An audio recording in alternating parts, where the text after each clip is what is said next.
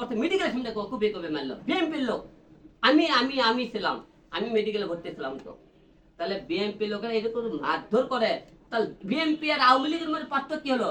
BNP Awami League দিকটা অনেক মাছের বাজার, হাট বাজার, বস্তি টস্তি দখল করতে, আওয়ামী লীগ সরকার ক্ষমতা যাওয়ার 5 থেকে সেই দিন থেকে তারা সেই মনে করেন মাছের বাজার, বস্তি বাজার তার দখল করা শুরু করতে। তাহলে আপনারা বলেন, তাহলে বিএনপি আর আওয়ামী লীগের মধ্যে পার্থক্য কি? অনেকে বলে হিরো আলম পাগল হয়ে গেছে, অনেকে আমার কয়েক হলে আমার অনেকে দেখি ইন্টারভিউ করতে, অনেকে দেখি টক শো করতে হিরো আলমের নামে, কত হিরো আলম বলবাল বকতেছে তারা আওয়ামী লীগের লোক, সে বিএনপির নাম কেন বলতেছে আমি জানি না।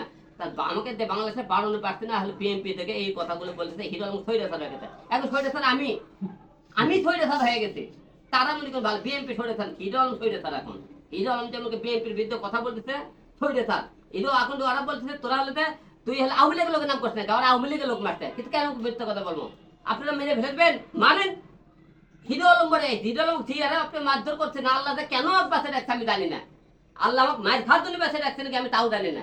আমাকে বারবার কেন মারতেছে, কিন্তু আল্লাহ আমাকে মারে ফেলে দিচ্ছে নাকি আমি জানি না। খালি মার খাইতেছে, কিন্তু আল্লাহ মারে না কেন?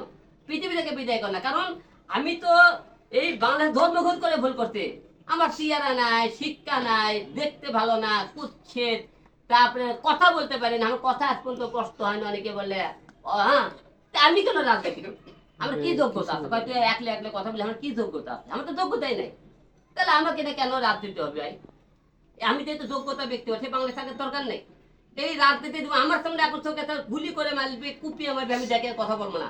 আমার সামনে কেউ না খেয়ে মারলে আমি আর করবো না, কারণ আমি না খেতে মানুষের না দিয়ে আমি আমার মাকে যা খাওয়াবো।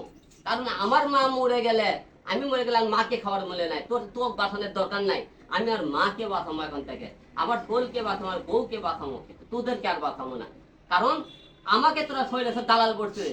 এখন তোরা এখন মনে করে এক হিরো আলম, তো বলছে না এক হিরো আলম বাংলাদেশে রাজনীতি না করলে কেউ অন্য প্রতিবাদ কি ভালো হবে? আপনি কিছুই হবে না, কিছু হবে না। কারণ আপনি সেটাকে রাজনীতি করলাম না, কথা বলবো না আপনাকে নামে। আজ থেকে আর বোবা হয়ে থাকবে হিরো আলম, দেখবেন হিরো আলম কোনো বিষয়ে আর কথা বলে কিনা দেখবেন তো আপনারা।